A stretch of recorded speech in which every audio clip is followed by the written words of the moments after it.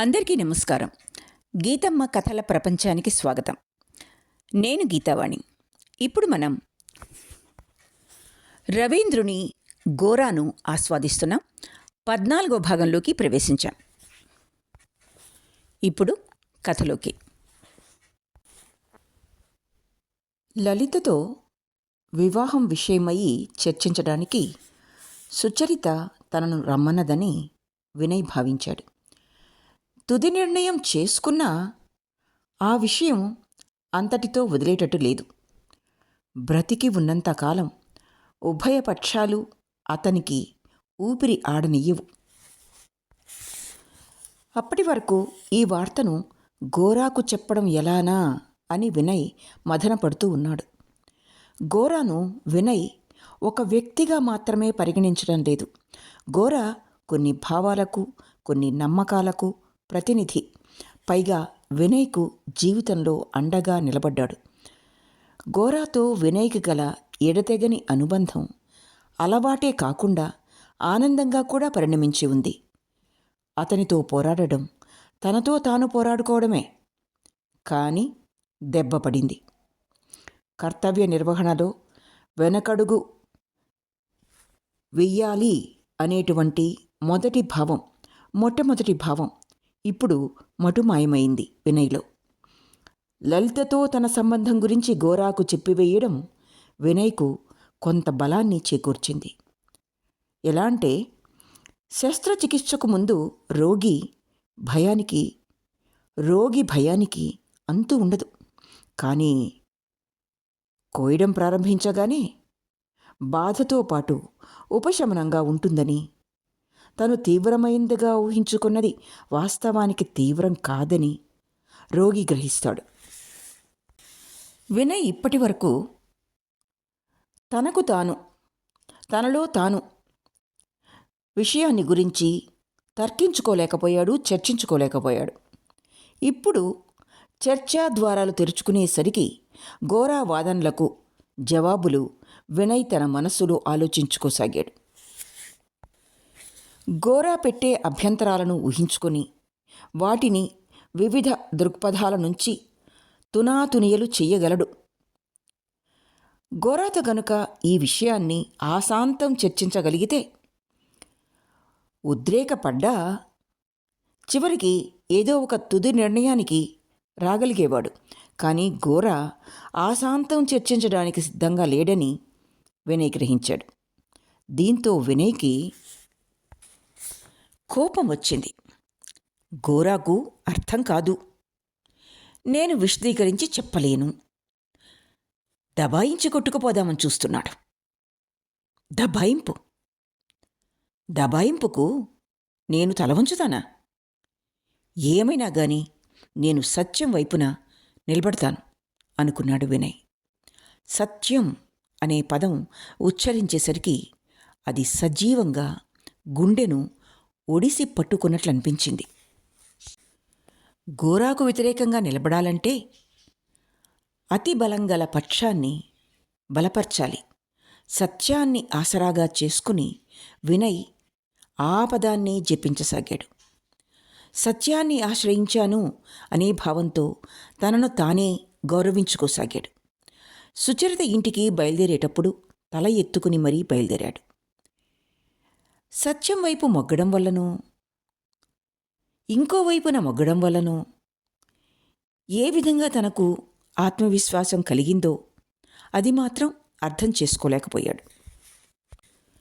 అతను వెళ్ళేసరికి హరిమోహిని వంట చేసుకుంటూ ఉంది.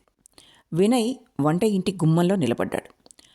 బ్రాహ్మణ కుమారునికి తగిన భోజనం చేయటానికి తర్వాత వస్తానని చెప్పి మేడ మీదకు వెళ్ళాడు. సుచరిత అల్లిక పనిలో ఉండి తల పైకెత్తకుండానే మనసులోని విషయం ప్రస్తావించింది. చూడండి వినయ్ బాబు, అంతర అభ్యంతరం లేనప్పుడు పూర్తిగా బాహ్యమైన వ్యతిరేకతను లక్ష్యం చేయవచ్చా అని అడిగింది. అది ఆనందమైతో చర్చించిన తర్వాత సుచరితలో రేగిన ప్రశ్న అన్నమాట. గోరాతో వాదించేటప్పుడు ఒక దృక్పథంతో వినయ్ చర్చించాడు. ఇప్పుడు దానికి పూర్తిగా వ్యతిరేక్తమైన దృక్పథం అవలంబించాడు. ఇప్పుడు ఘోర అభిప్రాయంతో వినయ్ ఏకీభవించడం లేదు అని ఇప్పుడు ఎవరనుకోగలరు? కానీ బాహ్య అభ్యంతరాలను తక్కువ విషయాలుగా నువ్వు పరిగణించడం లేదా అన్నాడు వినయ్. అందుకు కారణం ఉంది వినయ్ బాబు అని విశదీకరణ ప్రారంభించింది సుచరిత. మా సమాజం, మా బ్రహ్మ సమాజం మత సూత్రాల మీద ఆధారపడి ఉంది. అందుచేత మా అభ్యంతరాలు పూర్తిగా బాహ్యమైనవి కావు. ఇక నీ సమాజాన్ని సాంఘిక బంధనాలు చుట్టుముట్టి ఉన్నాయి. లలిత తన సమాజాన్ని వదిలివేయడం దానికి అంటే ఆమెకి చాలా తీవ్రమైన విషయం. ఇక మీకు సమాజాన్ని వదిలినందువల్ల వచ్చే నష్టమేమీ లేదు అన్నది సుచరిత. ఆ తరువాత వారిద్దరూ చాలా చర్చలో మునిగిపోయారు. మానవుని వ్యక్తిగత మతం సమాజంతో ముడిపడి ఉండాలా అక్కర్లేదా అనే విషయం మీద వారి చర్చ సాగింది. చర్చ సాగుతూ ఉండగా సతీష్ ఒక ఉత్తరం, ఒక వార్తాపత్రిక పట్టుకొని వారి దగ్గరికి వచ్చాడు. వినయ్ కనిపించగానే ఉత్సాహం రేకెత్తి ఏదో విధంగా శుక్రవారం ఆదివారం అయిపోతే బాగుండునని అనుకోసాగాడు.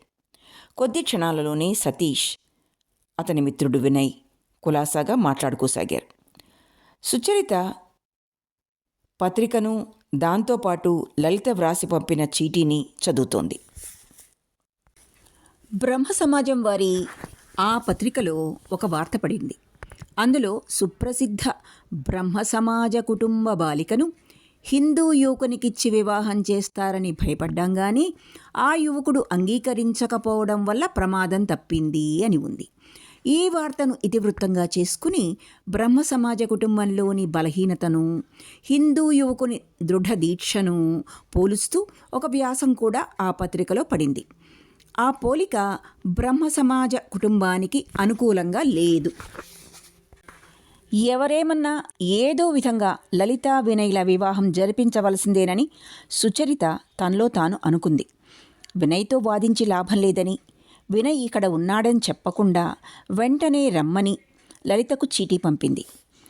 శుక్రవారాన్ని ఆదివారంగా మార్చగల పంచాంగం లేదు గనుక సతీష్ బడికి వెళ్ళే సన్నాహం చేసుకోవడానికి వెళ్ళిపోయాడు. సుచరిత కూడా స్నానం చేయడానికి లేచి వెళ్తున్నందుకు క్షమించవలసిందని వినయ్ను వేడుకుని బయలుదేరింది. చర్చల తీవ్రత చల్లారి ఒంటరిగా కూర్చునేసరికి వినయ్లోని అంతర ఉద్వేగం చెలరేగింది. అప్పుడు ఉదయం 9 గంటలైంది. ఆ సందులో కొద్ది మందే వస్తూ పోతూ ఉన్నారు.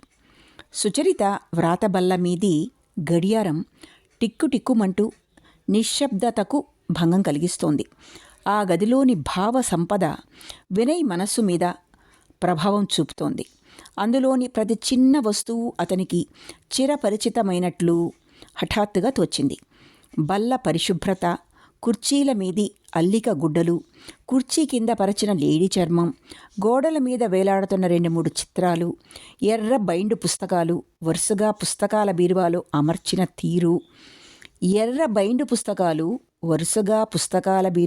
అమర్చిన తీరు, అతని మనస్సును గాఢంగా ఆకర్షించాయి. ఆ గదిలో ఏదో రమణీయ నిగూఢత వ్యాపించింది. మధ్యాహ్నం 2 సహచరుల మధ్య జరిగిన చర్చలు అక్కడ సిగ్గుతో రమణీయంగా దాగి ఉన్నట్టు తోచింది వినయ్కి. మాట్లాడుకుంటున్నప్పుడు లలిత, సుచరిత మాట్లాడుకుంటూ ఉన్నప్పుడు ఎవరెవరు ఎక్కడ కూర్చున్నది వినయ్ ఊహించుకోసాగాడు. లలితకు నువ్వంటే అయిష్టం లేదు అని పరేష్ బాబు చెప్పినప్పటి చిత్రాలు మనసులో రూపొందించుకుంటున్నాడు. వీధి గాయకుని మృదు మధుర రాగంలాగా వర్ణనాతీతమైన ఒక ప్రవాహం వినయ్ మనస్సులో ప్రవహించసాగింది. అతని హృదయ రహస్య అంతరాళంలో మాటలకు అందరాని, వర్ణింపరాని భావం ఒకటి జనించింది. వినయ్ కవి, చిత్రకారుడు కాకపోవడం మూలంగా దాన్ని వ్యక్తీకరించలేక ఆందోళన చెందాడు. ఏదో ఒక పని చేసేస్తే స్థిమితంగా ఉండగలనని భావించాడు కానీ పని విధానం అతనికి శక్తికి మించినదిగా కనిపించింది. అతి సమీపంలోనిది అనంత దూరంలో ఉన్నట్లు తోచేలాగా మధ్య ఒక తెర అడ్డంగా ఉన్నది. ఆ తెరను చించివేసే శక్తి, సాహసం వినయ్కి లేదు. హరిమోహిని వినయ్ను పలహారం చేస్తావా అని అడిగింది. వినయ్ చేయను అనేసరికి వచ్చి కింద కూర్చుంది. పరేష్ బాబు ఇంట్లో నివసిస్తున్నంత వరకు హరిమోహినికి వినయ్ మీద వ్యామోహం ఉండేది. కానీ సుచరితతో పాటు తనది అనుకొనగలిగిన కొత్త ఇంటికి వచ్చిన దగ్గర నుంచి బయట వారెవ్వరూ ఇంటికి రావడం ఆమెకు రుచించలేదు. సాంఘిక ప్రవర్తనలో ఇటీవల సుచరిత జారిపోవడానికి కారణం ఆమె స్నేహితులే అని భావించింది. వినయ్ బ్రహ్మ సమాజస్థుడు కాదని ఆమెకు తెలిసినా హిందూ ఆచారాలను గట్టిగా పాటించడని నమ్మింది. అందుకని ఆమె ఈ బ్రాహ్మణ కుమారుని దైవప్రసాదం తమతో పాటు భుజించడానికి ఆహ్వానించడం లేదు. ఈ రోజున సంభాషణ మధ్యలో, నువ్వు బ్రాహ్మణ కుమారుడివి కదా, సాయంకాలము సంధ్యావందనం చేస్తున్నావా అని హరిమోహిని అడిగింది. పిన్ని అన్నాడు వినయ్ క్షమార్పణ చెబుతున్నట్టు. రాత్రింబగళ్ళు అనేక విషయాలు కంఠస్థం చేసి చేసి సంధ్యావందనం మర్చేపోయాను. పరేష్ బాబు కూడా బాగా చదువుకున్నవాడే కదా, అయినా ఆయన ఉదయం సాయంకాలం తన మతానికి అనుగుణంగా ప్రార్థనలు చేస్తూ ఉంటాడు అంది హరిమోహిని. కానీ ఏవో కొన్ని పుస్తకాలు కంఠస్థం చేసినంత మాత్రాన ఆయనలాగా చేయలేం. ఎప్పటికైనా ఆయన అంతవాడినైతే నేను అలాగే చేస్తాను అన్నాడు వినయ్. ఆయనంతవాడివయ్యే వరకు మీ పూర్వీకులను ఎందుకు అనుసరించకూడదు? అటూ ఇటూ కాకుండా పోవడం మంచిదా? మానవుడికి మతం కావాలి. రాముడు వద్దు, గంగా వద్దు అంటే ఎలా? ఇంతలో లలిత రావడం వల్ల వారి సంభాషణకు అంతరాయం కలిగింది. లలిత వినయ్ను చూడగానే తీవ్రంగా అదిరిపోయి సుచరిత ఎక్కడుందని హరిమోహిని అడిగింది. రాధారాణి స్నానానికి వెళ్ళింది అంది హరిమోహిని. తను వచ్చిన కారణం చెప్పడం అవసరమని తోచిన లలిత సుచరిత రమ్మంది అని అన్నది. అలా అయితే వచ్చే వరకు కూర్చో, ఇప్పుడే వస్తుంది అంది హరిమోహిని. లలిత మీద కూడా హరిమోహినికి దయాదాక్షిణ్యాలు లేవు. సుచరితను పూర్వ పరిసరాల నుంచి వేరు చెయ్యాలని ఆమె తలంపు. పరేష్ బాబు కుమార్తె ఒక్కతే సుచరితతో అన్యోన్యంగా ఉంటూ ఎప్పుడు పడితే అప్పుడు కబుర్లాడడానికి వస్తూ ఉంటుంది. హరిమోహినికి అదీ ఇష్టం లేదు. లలిత సుచరితతో మాట్లాడుతుంటే ఇంటి పని ఏదో ఉందని సుచరితను పిలిచి వారి సంభాషణకు అంతరాయం కలిగించేది. లేదు, సుచరిత చదువు పూర్వంలా సాగడం లేదని వాపోతూ ఉండేది. ఇలా వాపోయినా సుచరిత చదువుకుంటూ ఉంటే ఆడపిల్లలకి చదువు అక్కర్లేదనేగాక హానికరమని చెప్పడం కూడా మర్చేది కాదు. అసలు విషయం ఏమిటంటే సుచరితను తన ఇష్టం వచ్చినట్లు ఆడించడానికి వీలుగా ఒక్కొక్కప్పుడు ఆమె స్నేహితుల్ని, వేరొకప్పుడు చదువును నిందిస్తూ ఉండేది. వినయ్ లలితల ముందు కూర్చోవడం ఆమెకిష్టం లేదు, కానీ వారి మీద కోపం కొద్దీ కూర్చునే ఉంది. వారిద్దరికీ ఏదో నిగూఢమైన సంబంధం ఉందని భావించి, మీ సమాజ నియమాలు ఎలా ఉన్నా సిగ్గు లేకుండా కిరస్తానీ వాళ్ళలాగా ఇలా అన్యోన్యంగా మెలగడం నా ఇంట్లో సాగనీను అంది. లలిత మనసులో కూడా వ్యతిరేక సంకటభావం ప్రబలజొచ్చింది. ఆ క్రిందటి రోజున సుచరితతో ఆనందమయ్య ఇంటికి వెళ్లాలని నిశ్చయించుకుంది, కానీ సమయం వచ్చేసరికి వెళ్ళలేకపోయింది. గోరా అంటే ఆమెకు అమిత గౌరవమే, కానీ వ్యతిరేక భావం కూడా తీవ్రంగానే ఉంటుంది. తన పట్ల గోరా వైఖరి ఎటు చూసినా అనుకూలంగా లేదు అనే భావం మనసులో నుంచి తొలగించుకోలేకపోయింది లలిత. ఈ భావం బాగా ప్రబలి గోరా జైలు నుంచి వచ్చిన రోజు నుంచి వినయ్ విషయంలో కూడా ఆమె భావాలు మారిపోయాయి.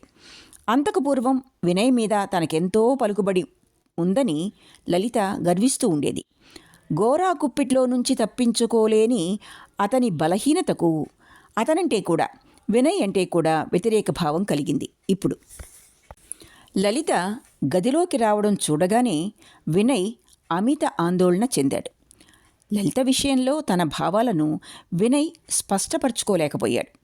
సమాజంలో వారిద్దరి పేర్లు జతచేసి పుకార్లు ప్రబలిన తర్వాత ఆమె కనిపించిన క్షణంలోనే తుఫానుకు అల్లల్లాడే అయస్కాంతపు ముల్లులాగా అతని మనస్సు తబ్బిబ్బైపోయేది. వినయ్ అక్కడ కూర్చుని ఉండడం చూసిన మీదట లలితకు సుచరిత మీద విపరీతమైన కోపం వచ్చింది.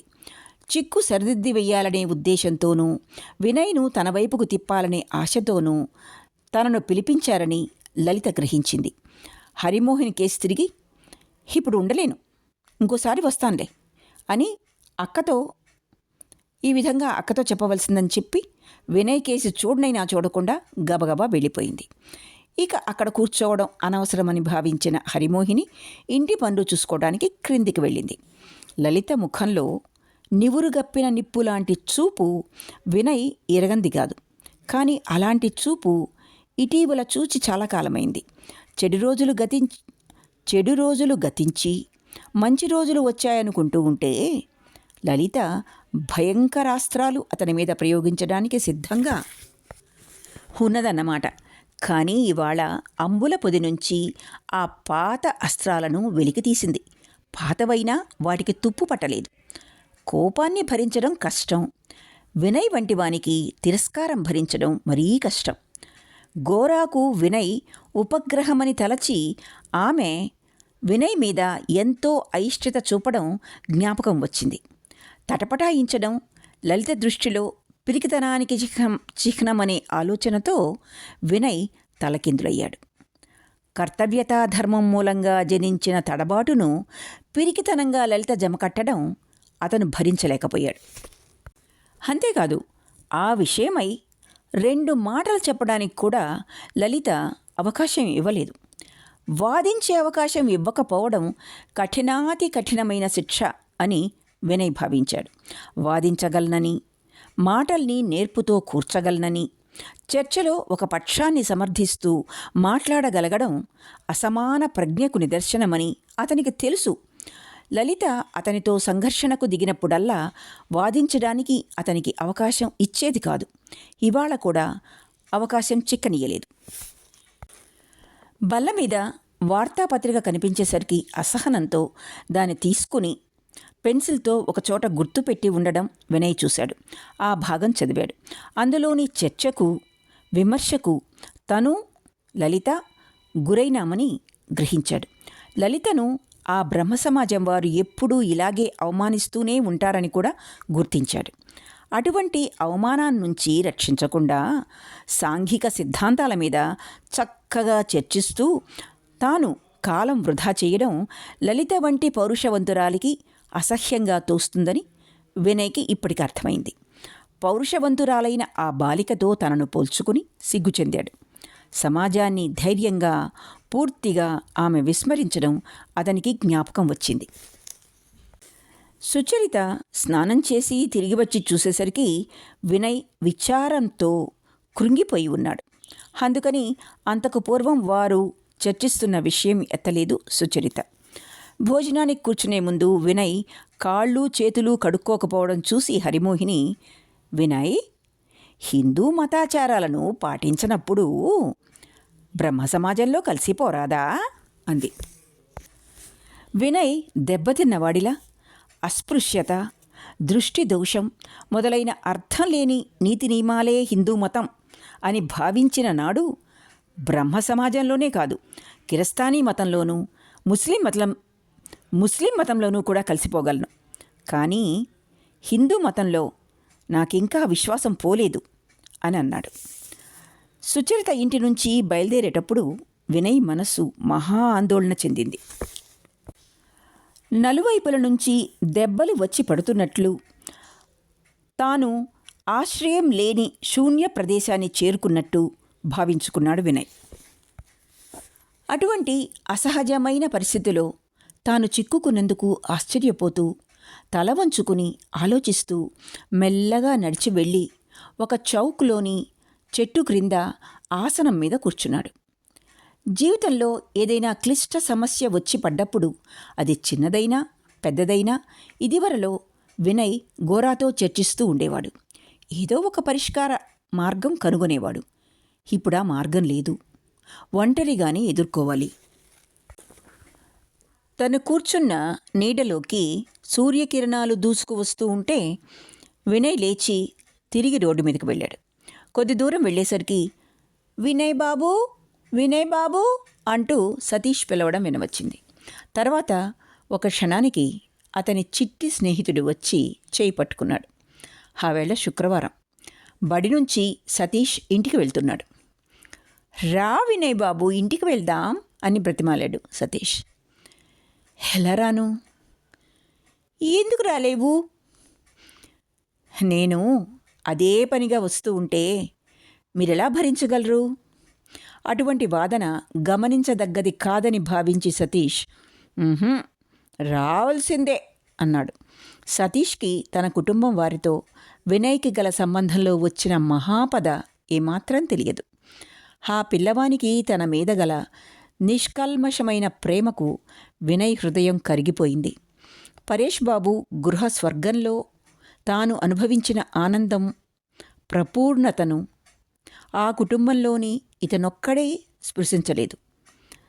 మహాపద సంభవించిన ఆ రోజున సతీష్ ఒక్కని మనసులోనే అనుమానం అంకురించలేదు.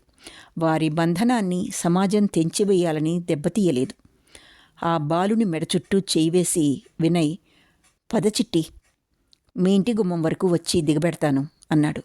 సతీష్ని అలా ఆలింగనం చేసుకోవటంలో బాల్యం నుంచి ఆ బాలుని చుట్టుకున్న సుచరిత, లలితల ప్రేమాదరణలోని మాధుర్యాన్ని తాను కూడా స్పృశించినట్టు వినయ్కు తోచింది. సతీష్ నడుస్తూ సందర్భశుద్ధి లేకుండా, ఆపకుండా ప్రవాహంలా దొర్లించిన మాటలు వినయ్కు శ్రవణానందంగా, శ్రవణ సుఖంగా ఉన్నాయి. ఆ బాలుని నిష్కల్మష హృదయం స్పృశించడంలో తన జీవిత క్లిష్ట సమస్యను కొంతసేపు వినయ్ మర్చిపోగలిగాడు. సుచరిత ఇంటికి వెళ్ళటానికి పరేష్ బాబు ఇంటి ముందుగా వెళ్ళాలి. పైభాగంలోని పరేష్ బాబు గది వీధిలోకి కనిపిస్తూ ఉంది. ఆ గది ముందుగా వెళ్తూ ఉంటే వినయ్ తల ఎత్తి చూడకుండా ఉండలేకపోయాడు. బల్ల ముందు పరేష్ బాబు కూర్చుని ఉన్నాడు. అతను మాట్లాడుతున్నాడో లేదో తెలియడం లేదు. లలిత వినయ విధేయతలు గల విద్యార్థినిలాగా వీధి వైపు వీపు పెట్టి పరేష్ బాబు కుర్చీకి దగ్గరగా ముక్కాలిపీట మీద కూర్చుని ఉంది. సుచరిత ఇంటి దగ్గర నుంచి బయలుదేరేటప్పుడు లలితలో జనించిన ఆందోళన మూలంగా స్థిమితం లేక, ఆందోళనను అదుపులో పెట్టుకోవడానికి వేరే మార్గం తోచక ఆమె నెమ్మదిగా తండ్రి దగ్గరకు వెళ్ళింది. ఆయనలో గాఢ ప్రశాంతత ప్రతిఫలిస్తూ ఉంటుంది. అందుకని ఆందోళనను అదుపులో పెట్టుకోవడానికి లలిత తరచూ వెళ్ళి ఆయన ప్రక్కన కూర్చునేది. ఆ రోజున పరేష్ బాబు, ఏమిటి లలిత అని అడిగాడు. మరేం లేదు నాన్న, మీ గది చక్కగా చల్లగా ఉంటుందని వచ్చాను అని లలిత సమాధానమిచ్చింది. హృదయానికి గాయమైనందున లలిత ఇవాళ తన దగ్గరకు వచ్చిందని పరేష్ బాబుకు స్పష్టమైంది. ఆయన హృదయంలో కూడా బాధ దాగి ఉంది. వ్యక్తిగత జీవితంలోని అల్ప సుఖదుఖాల భారం తేలిక కావడానికి సహాయపడే విషయాలు క్రమక్రమంగా ప్రస్తావించజొచ్చాడాయన. తండ్రి కూతుళ్ళు ఇలా రహస్యంగా మాట్లాడుకుంటూ ఉండడం చూసి వినయ్ ఒక్క నిమిషం బొమ్మలాగా నిలబడిపోయాడు. సతీష్ చెప్పే మాటల్ని వినడం లేదు. యుద్ధ కౌశలానికి సంబంధించిన కఠిన సమస్యను సతీష్ చర్చకు తీసుకొనొచ్చాడు. పెద్ద పులులకు శిక్షణ ఇచ్చి వారి సైన్యానికి, శత్రు సైన్యానికి మధ్య వాటిని నిలిపితే విజయం మన పక్షం వాళ్ళకి తథ్యం అవునా కాదా అని అడుగుతున్నాడు. ఇంతవరకు ప్రశ్నలు జవాబులు అంతరాయం లేకుండా సాగిపోతూ ఉన్నాయి. ఇప్పుడు అంతరాయం కలగడంతో సతీష్ ఏమిటా అని వినయ్ చూస్తున్న వైపు చూసేసరికి అతనికి లలిత కనిపించింది. వెంటనే లలితక్క చూడు, బడి నుంచి తిరిగి వస్తూ వినయ్ని పట్టుకుని తీసుకొని చక్కా వచ్చానన్నాడు. లలిత దిగ్గున లేచింది. పరేష్ బాబు కూడా వీధి వైపు తిరిగి చూశాడు. ఆ గొడవకంతటికీ తనే కారణమని వినయ్ ఉద్రిక్తుడయ్యాడు. అయినా సతీష్ను విడిపించుకొని ఎలాగో పరేష్ బాబు ఇంటి లోపలికి వెళ్ళగలిగాడు. మేడ మీదకి వెళ్ళేసరికి లలిత కనిపించలేదు. వారి ప్రశాంతతను భంగం చేసే గజదొంగలాగా కనిపించానని అనుకుంటూనే వెళ్ళి సిగ్గుతో తడబడుతూ కుర్చీలో కూర్చున్నాడు. ఒకరినొకరు క్షేమ సమాచారాలు లాంఛనంగా అడిగి తెలుసుకున్న తర్వాత వినయ్, హిందూ మతాచారాలను నేను శ్రద్ధగా పాటించడం లేదు, నిత్యము వాటిని అతిక్రమిస్తూనే ఉన్నాను. కాబట్టి బ్రహ్మ సమాజ మతాన్ని ఆశ్రయించడం నా కర్తవ్యమని భావిస్తున్నాను. మీరే నాకు బ్రహ్మ సమాజ మత దీక్ష ఇవ్వాలి అన్నాడు. 15 నిమిషాల క్రితం వరకు వినయ్ మనసులో ఈ కోరిక, ఈ నిర్ణయం స్పష్టంగా రూపొందలేదు. పరేష్ బాబు ఆశ్చర్యపోయి కొంతసేపటి వరకు మాట్లాడలేదు. ఆ తర్వాత, ఈ విషయం వివిధ దృక్కోణాల నుంచి జాగ్రత్తగా పరిశీలించావా అని అడిగాడు. ఈ విషయంలో పెద్దగా పరిశీలించవలసిందేమీ లేదని సమాధానం చెప్పాడు వినయ్. ఇది తప్పొప్పులకు సంబంధించిన విషయం మాత్రమే. పైగా ఇది పూర్తిగా న్యాయమైన విషయం. నేను చదువుకున్న దాన్ని బట్టి కొన్ని నిబంధనలను, ఆచారాలను దాటకూడనిదే మతం అని నేను అంగీకరించలేను. అందుకనే అడుగడుక్కు పరస్పర వైరుధ్యం కనిపిస్తూ ఉంటుంది నాకు. శుద్ధమైన భక్తి శ్రద్ధలతో హిందూ మతాన్ని అవలంబించే వారితో నేను కలిసి ఉంటే వాళ్ళకి అఘాతాలే కలిగిస్తూ ఉంటాను. అలా కలిగించడం తప్పని నాకు దృఢ విశ్వాసం. ఇంకే విషయంలోనూ నేను వ్యధపడకుండా ఈ తప్పు నుంచి తప్పించుకోవడానికి సిద్ధం కావాలి. లేకపోతే నా ఆత్మగౌరవాన్ని నిలుపుకోలేను. పరేష్ బాబుకు ఇంతగా వివరించి చెప్పనక్కర్లేదు. వినయ్కి తన నిర్ణయాన్ని తాను గట్టిపరచుకోవడానికి ఈ మాటలన్నీ అవసరమయ్యాయి. తప్పొప్పుల మధ్య పోరాటంలో తాను న్యాయపక్షమే నిలబడ్డాడు కాబట్టి తప్పకుండా విజయం చేకూరుతుంది అనే గర్వంతో అతని హృదయం పొంగిపోయింది. కానీ అది మగసిరి గౌరవానికే ముప్పు తెచ్చింది కదా. మత విశ్వాసాల విషయంలో నీ అభిప్రాయాలు, బ్రహ్మ సమాజ అభిప్రాయాలు ఒకటేనా అని ప్రశ్నించాడు పరేష్ బాబు. నిజం చెప్పాలంటే అంటూ వినయ్ ప్రారంభించాడు. ఒక్క నిమిషం మౌనం తర్వాత, నాకు మతంలో విశ్వాసం ఉందని ఒకప్పుడు భావించాను. ఈ విషయంలో అనేక మందితో పోట్లాడాను కూడా. కానీ ఇప్పుడు మత విశ్వాసాల విషయంలో నేనింకా పరిపక్వం కాలేదు అని గ్రహించాను. మీతో పరిచయం కలిగిన తర్వాత ఈ విషయాన్ని గ్రహించగలిగాను. నిజానికి నా జీవితంలో మతం అవసరం రాలేదు. దానిలో యథార్థమైన విశ్వాసం నాలో పెంపొందించకపోవటం వల్ల ఇప్పటి వరకు మా సంఘంలో అమల్లో ఉన్న మతాన్నే అనుసరిస్తూ గట్టిగా వాదనలను సమర్థిస్తూ వచ్చాను. నిజానికి ఏ మతం సత్యమైనది అని ఆలోచించే అవసరం నాకెన్నడూ కలగలేదు. నాకు విజయం చేకూర్చే మతంలోని సత్యాన్ని రుజువు చేయడానికే యత్నించాను. రుజువు చేయడం కష్టమైన కొద్దీ రుజువు చేయటంలో అంత ఎక్కువగా గర్వించసాగాను. ఎప్పటికైనా నిర్దిష్టమైన, సత్యమైన, సహజమైన మత విశ్వాసం కలుగుతుంది అనైతే చెప్పలేను. అనుకూల వాతావరణంలో ప్రవేశించి నాకు ఆదర్శప్రాయం కాగల వారిని కలుసుకుంటే ఈ విషయంలో ఇంకా పురోభివృద్ధి చెందగలనని నా దృఢ విశ్వాసం. వినయ్ తన పరిస్థితిని గురించి పరేష్ బాబుతో చర్చిస్తున్న కొద్దీ అతని ప్రస్తుత పరిస్థితికి అనుకూలమైన వాదనలు రూపొందసాగాయి. చాలా రోజుల నుంచి లాభ నష్టాలను బేరీజు వేసుకుని తరువాతనే ఈ నిర్ణయానికి వచ్చాడు అనిపించేటంత ఉత్సాహంగా వినయ్ మాట్లాడాడు.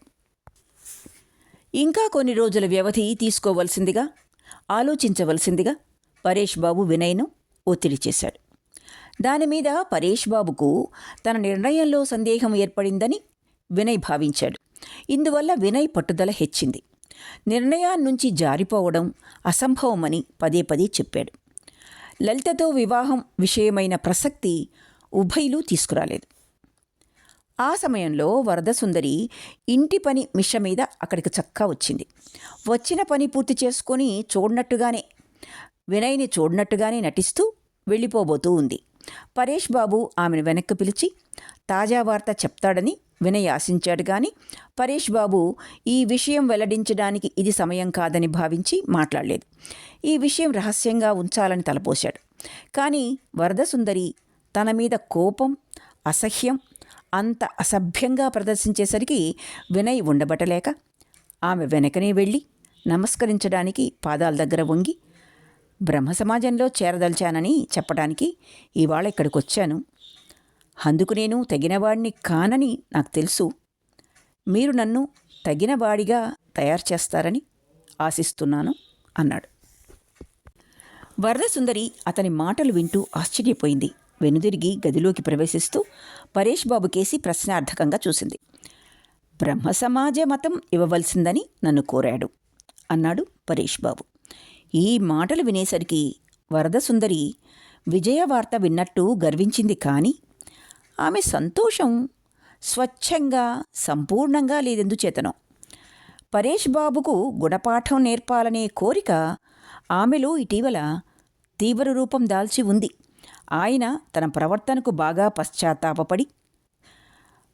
పశ్చాత్తాపపడి తీరతాడని పదే పదే చెప్తూ ఉంది. కానీ వారి సమాజంలో చెలరేగుతున్న ఆందోళనకు పరేష్ బాబు కలత చెందకపోవటం వల్ల ఆమె మనసులో అసహనం తీవ్రమైంది. చిక్కులన్నీ సవ్యంగా ఈ విధంగా చక్కబడుతూ ఉంటే ఆమె మనసులో స్వచ్ఛమైన సంతోషాన్ని అనుభవించలేకపోతూ ఉంది. గంభీరంగా, కొద్ది రోజులకు పూర్వం ఈ సంగతి చెప్తే ఇంత అవమానం, దుఃఖం అనుభవించవలసి వచ్చేది కాదుగా అంది. ఇది మన అవమానానికి, దుఃఖానికి సంబంధించిన విషయం కాదు అన్నాడు పరేష్ బాబు. వినయ్ బ్రహ్మ సమాజంలో చేరతాను అంటున్నాడంతే. చేరడం మాత్రమేనా అని ప్రశ్నించింది వరదసుందరి. మీ దుఃఖాలకు, అవమానాలకు నేనే మూల కారణమని భగవంతుడికి తెలుసు అన్నాడు వినయ్. చూడు వినయ్, బాగా అవగాహన చేసుకోకుండా ఈ మతంలో చేరడం అనే విషయాన్ని తలపెట్టవద్దు. మేమేదో సాంఘికంగా సంకటావస్థలో ఉన్నామనే అభిప్రాయంతో తీవ్ర ఫలితాలనిచ్చే ఏ పని చేయవద్దని ఇదివరకే నీకు చెప్పాను కదా అన్నాడు పరేష్ బాబు. అవును, నిజమే. కానీ మనల్ని ఇంత చిక్కులోకి ఇరికించి ఏమీ చెయ్యకుండా కూర్చోవటం ధర్మం కాదు అంటూ వాదించింది వరదసుందరి. ఏమీ చెయ్యకుండా ఊరికే కూర్చుని ఉద్రేకపడితే చిక్కు మరింత చిక్కుపడుతుంది. ఏదో ఒక పని చేయడం విద్యుక్త ధర్మమని ప్రయోజనం లేదు. తరచూ ఏమీ చెయ్యకపోవడమే ప్రధాన కర్తవ్యం అవుతూ ఉంటుంది అన్నాడు పరేష్ బాబు. అవును, నేను తెలివి తక్కువ మొద్దుని, ఏమీ అర్థం చేసుకోలేను. ఈ విషయంలో ఏమి నిశ్చయిస్తారో చెప్పండి, నాకు బోల్డంత పని ఉంది అంది వరదసుందరి. ఎల్లుండి ఆదివారం నాడు బ్రహ్మ సమాజ మతం పుచ్చుకోవాలని అభిలషిస్తున్నాను పరేష్ బాబు గారు గనుక అన్నాడు వినయ్. పరేష్ బాబు అడ్డు వచ్చి, నా కుటుంబానికి లాభిస్తుందని ఆశించే సందర్భంలో నేనెవ్వరికీ మతం ఇవ్వను. బ్రహ్మ సమాజాన్నే కోరుతూ ఉత్తరం రాయడం మంచిది అన్నాడు. తన పేరుతో లలిత పేరును జోడించి అపవాదులు వేసిన బ్రహ్మ సమాజ పాలక వర్గం వారిని తనకు మతం ఇప్పించవలసిందిగా కోరే దశకు వినయ్ ఇంకా చేరుకోకపోవడం వల్ల పరేష్ బాబు మాటలకు నిరుత్సాహపడ్డాడు. ఉత్తరం వ్రాసే ధైర్యం ఎలా వస్తుంది? ఏ భాషలో వ్రాయాలి? బ్రహ్మ సమాజ పత్రికల్లో ఆ ఉత్తరం అచ్చయిన తర్వాత నలుగురికి మొహం ఎలా చూపించగలడు తను? ఉత్తరం గోరా చదువుతాడు, ఆనందమయ్యి చదువుతుంది.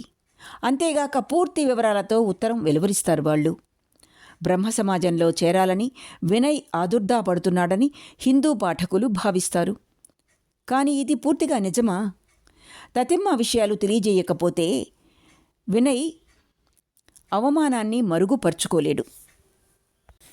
వినయ్ మాట్లాడకపోయేసరికి వరదసుందరి భీతి చెంది, మర్చిపోయాను, వినయ్ మనల్ని తప్ప బ్రహ్మ సమాజం వారినెవరినీ ఎరగడుగా. పర్వాలేదు, అవసరమైన ఏర్పాట్లన్నీ చేస్తాం. ఇప్పుడే పానుబాబును పిలిపిస్తాను. ఎక్కువ వ్యవధి కూడా లేదుగా, ఆదివారం దగ్గర పడ్డది అంది.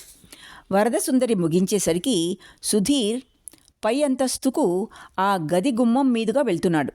ఆమె సుధీర్ని పిలిచి, సుధీర్, వినయ్ ఆదివారం నాడు మన సమాజంలో చేరబోతున్నాడు అని చెప్పింది. సుధీర్ మహా సంతోషించాడు. మనస్సులో అతను వినయ్ను ఎక్కువగా మెచ్చుకుంటూ ఉండేవాడు. బ్రహ్మ సమాజంలోకి వినయ్ను చేర్పించడం అతనికి మహదానందం చేకూర్చింది. అంత చక్కటి ఇంగ్లీష్ వ్రాయగలిగి, అంత తెలివితేటలు కలిగి, అంత చదువుకున్న వినయ్ బాబు లాంటి వారు బ్రహ్మ సమాజంలో కలవకపోవడం అన్యాయమనే సుధీర్ భావిస్తూ వచ్చాడు. వినయ్ వంటి వారు బ్రహ్మ సమాజం అవతల సుఖించలేరనే ఈ నిదర్శనానికి సుధీర్ హృదయం గర్వంతో ఉబ్బిపోయింది. ఆదివారం ఏర్పాటు చేయడం ఎలా? 10 మందికి తెలిసే వ్యవధి ఉండదు అన్నాడు. వినయ్ బ్రహ్మ సమాజం స్వీకరించడం ఆదర్శంగా ఉండేందుకు అందరి ముందు జరగాలని సుధీర్ అభిలాష. అక్కర్లేదు, ఆదివారం నాటికి ఏర్పాట్లన్నీ చెయ్యొచ్చు. సుధీర్, తక్షణమే వెళ్ళి పానుబాబుని తీసుకురా అంది వరదసుందరి. సుధీర్ ఉద్రిక్తుడయి బ్రహ్మ సమాజ అమోఘ శక్తి వినయ్ మార్గదర్శకత్వంలో ద్యోతకమవుతోందని భావించాడు. కానీ దురదృష్టవంతుడైన వినయ్ మాత్రం తాను అల్పుడనని అనుకుంటున్నాడు. చర్చా సమయంలో అతి ముఖ్యమైనదని భావించనిది ఇప్పుడు బహిర్గతమయ్యేసరికి వినయ్కి చికాకు కలిగింది. పానుబాబును పిలుచుకురమ్మనేసరికి వినయ్ వెళ్ళిపోదామని లేచాడు.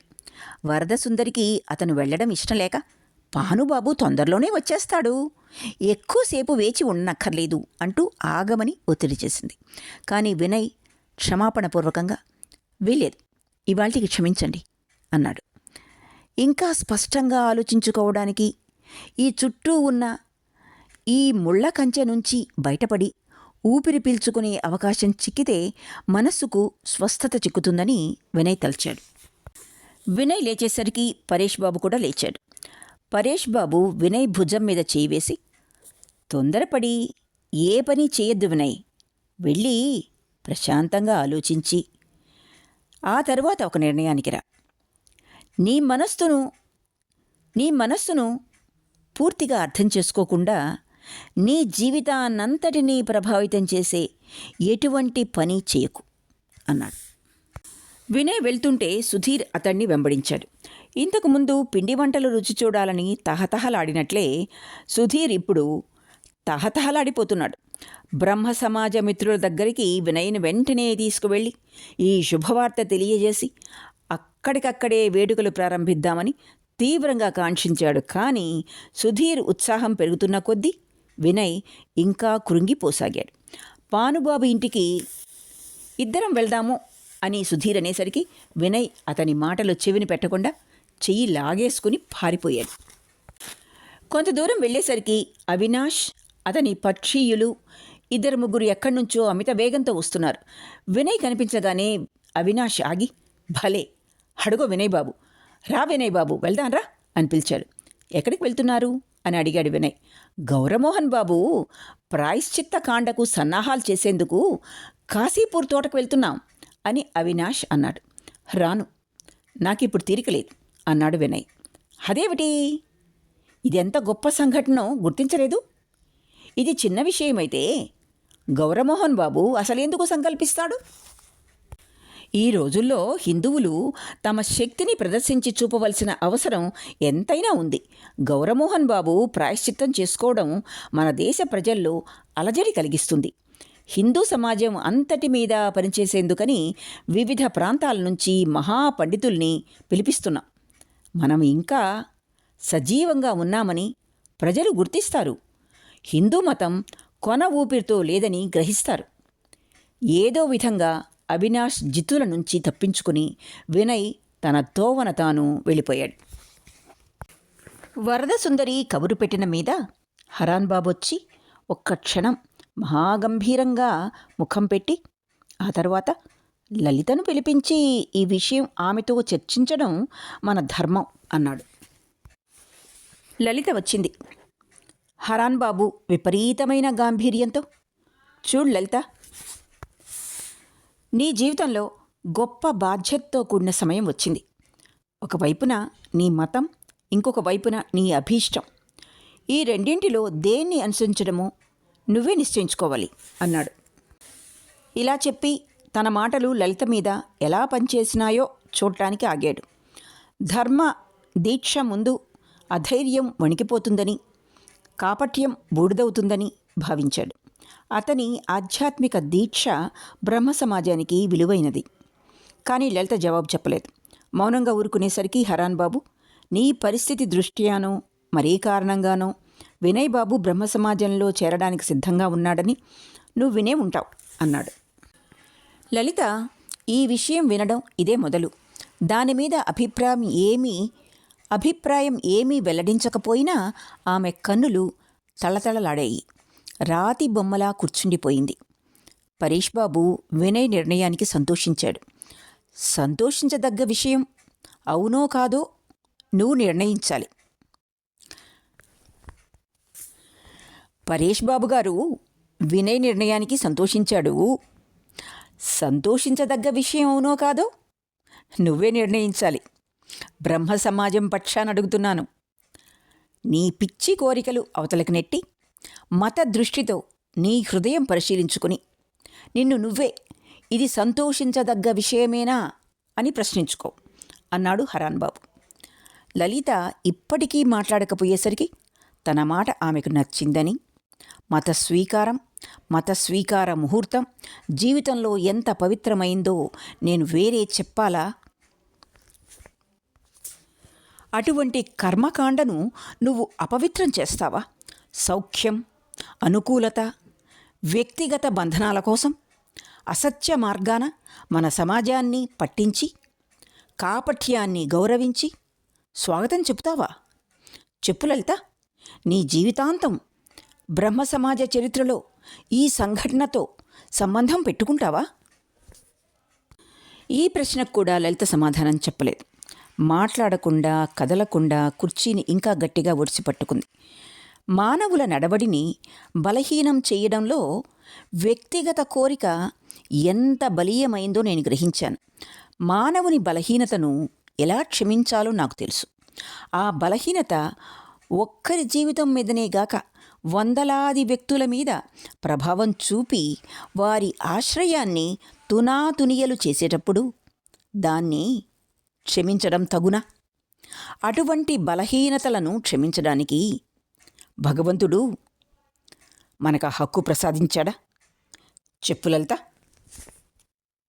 వద్దు పాన్బాబు అని అరిచింది లలిత. కుర్చీ మీద నుంచి లేచి వచ్చి హరాన్ బాబు ముందు నిలబడుతూ, మమ్మల్ని క్షమించనక్కర్లేదు. నీ దబాయింపుకు మేమంతా అలవాటు పడిపోయాంలే. నువ్వు క్షమించినా మేం భరించలేం ఇలా అని ఆమె గదిలో నుంచి వెళ్ళిపోయింది. వరదసుందరికి వినయ్ను వదులుకోవాలని లేదు. అందుకని హరాన్ బాబు మాటలకి కలత చెందింది. హరాన్ బాబుకు సంబంధించినంతవరకు ఆమె మాటలేం పనిచేయలేదు. హరాన్ మీద కోపగించుకొని వెళ్ళిపోయింది. పరేష్ బాబు గాని హరాన్ బాబు గాని ఆమె పక్షాన నిలబడకపోవడంతో సందిగ్ధావస్థలో పడింది. ఊహించవీల్లేని పరిస్థితిలో ఆమె చిక్కుకుంటుందని ఎవరు ఊహించలేదు. హరాన్ బాబు మీద ఆమె అభిప్రాయం మారిపోయింది. ఇక వినయ్ మతస్వీకారం విషయం మనసులో స్పష్టం కానంత వరకు తన నిర్ణయాన్ని ఎంతో ఉత్సాహంతో పట్టుదలతో తెలియజేశాడు. బ్రహ్మ సమాజానికి లాంఛనప్రాయంగా ఉత్తరం వ్రాయవలసి వచ్చి ఈ విషయం హరాన్ బాబుతో సంప్రదిస్తారు అనగానే బహిరంగ ప్రచారానికి వణికిపోయాడు. ఎక్కడికి వెళ్లాలో ఎవరితో సంప్రదించాలో తోచలేదు. ఆనందమయితో ఈ విషయం ప్రస్తావించడం కూడా అతనికి సాధ్యం కాలేదు. షికారుకు వెళ్లాలని కూడా బుద్ధి పుట్టలేదు. తిన్నగా బసకు వెళ్ళి మేడ మీద పడక గదిలోని పక్క మీద వాలాడు. సాయంకాలం అయింది. నౌకర్ దీపం తెచ్చాడు. దీపం వద్దు, తీసుకుపోమ్మని చెబుదామనుకుంటుంటే కింద నుంచి సతీష్ వినయ్ బాబూ అని పిలవడం వినిపించింది. సతీష్ పిలుపు వినిపించేసరికి వినయ్కు తిరిగి ఉత్సాహం పొంగింది. ఎడారి మధ్యలో హఠాత్తుగా గుక్కెడు నీళ్లు దొరికినట్లయింది. ఈ ప్రపంచంలో సతీష్ ఒక్కడే అతన్ని ఓదార్చగలవాడు. సతీష్ గొంతు వినిపించేసరికి వినయ్ అలసట అంతా మాయమైంది. ఏమిటి అంటూ పక్క మీద నుంచి దిగ్గున ఉరికి చెప్పులు వేసుకోకుండానే కిందకు పరిగెత్తాడు. మెట్ల కింద సతీష్ ఒక్కడే కాదు, వరదసుందరి కూడా నిరీక్షిస్తోంది. తిరిగి ఆ చిక్కును ఎదుర్కోవాలి. తిరిగి సంఘర్షణలోకి దిగాలి. వారిని మేడ మీదకు తీసుకుని వెళ్ళిన తర్వాత వరదసుందరి సతీష్ని వరండాలో కూర్చోమని ఆదేశించింది. కానీ వినయ్ సతీష్ని అలా తరిమివేయడం ఇష్టం లేక బొమ్మల పుస్తకం ఇచ్చి పక్క గదిలో దీపం ముందు చదువుకోమని పంపించాడు. వరదసుందరి, వినయ్, నువ్వు బ్రహ్మ సమాజంలో ఎవ్వరినీ ఎరగవు కాబట్టి మతాచార్యుడికి ఉత్తరం వ్రాసి నా చేతికివ్వు. నేను రేపు ఉదయం వెళ్ళి ఆదివారం నాడు నువ్వు మతం స్వీకరించడానికి కావలసిన ఏర్పాట్లు చేసేస్తాను. ఇక నువ్వేం బెంగ పెట్టుకోనక్కర్లేదు అంది. వినయ్ అద్దిరిపోయాడు. మాట పెగల్లేదు. అయినా ఉత్తరం రాసి ఇచ్చాడు. ఏమైనా సరే వెనకడుగు వేయటానికి తడబాటుకు సావకాశం లేని మార్గం కనిపెట్టాలని భావించాడు. లలితతో వినయ్ వివాహ విషయం మాటల సందర్భంలో వరదసుందరి సూచించి వదిలిపెట్టింది.